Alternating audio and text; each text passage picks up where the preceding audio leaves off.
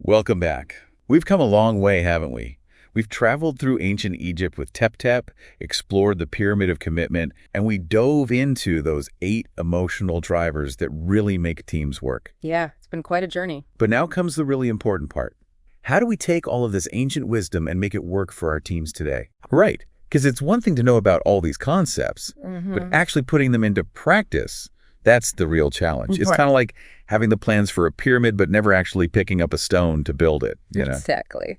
So let's break down these 5 secrets that we've uncovered and turn them into something you can actually start using today. That's good. All right, so first up, we need to go beyond just skill. And I don't want to downplay skills. They're obviously important. You can't build anything if you don't know how, right? Right.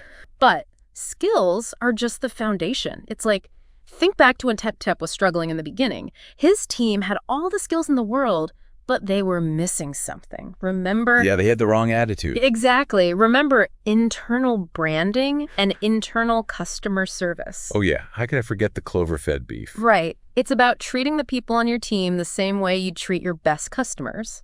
Creating that culture where everyone feels appreciated, respected, and like their opinions actually matter. And that's how you cultivate that success attitude. Yeah, where everybody wants to take ownership and do their best work. And remember, it's also about making sure that your actions actually match your words, right?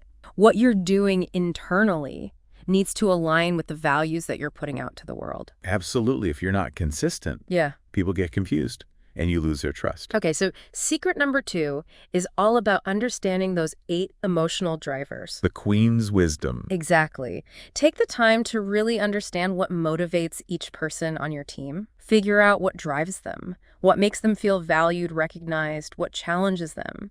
Once you get a sense of everybody's emotional recipe, you can start putting together teams that actually complement each other.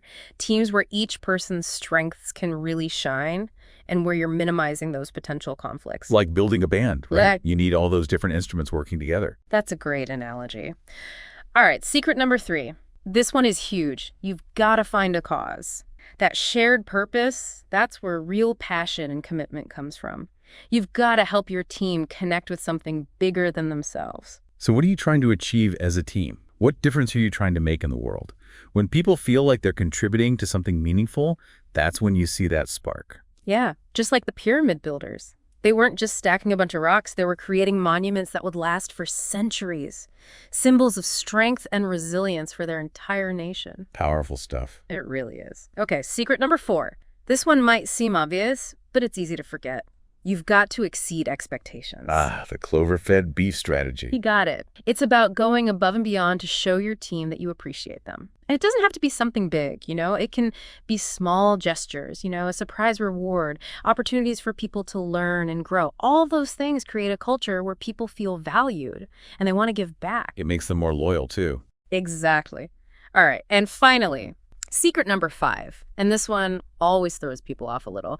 We've got to embrace the power of a shared threat. Yeah. This isn't about being mean or creating some kind of hostile environment. It's about tapping into our natural instinct to come together when things get tough.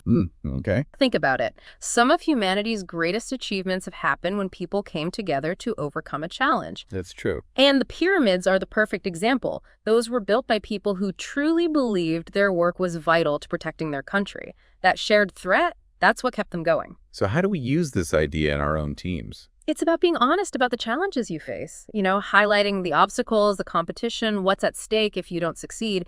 It's about reminding everyone why it matters that they all work together. To create that sense of urgency. Exactly. But here's the most important thing to remember. You can't just know these 5 secrets. You have to live them.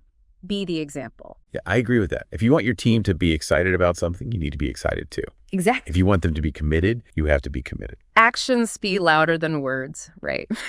So as we wrap up this deep dive, I want to leave you with a challenge. What's one thing that you can do today to start putting these secrets into practice? What's one step you can take to move beyond just skill, to really understand those emotional drivers, connect with a cause, go above and beyond, and use the power of a shared threat in a positive way? Write it down, make a plan, and start building your own extraordinary team. Thanks for joining us on The Deep Dive. Until next time, keep learning, keep growing, and keep building those incredible teams.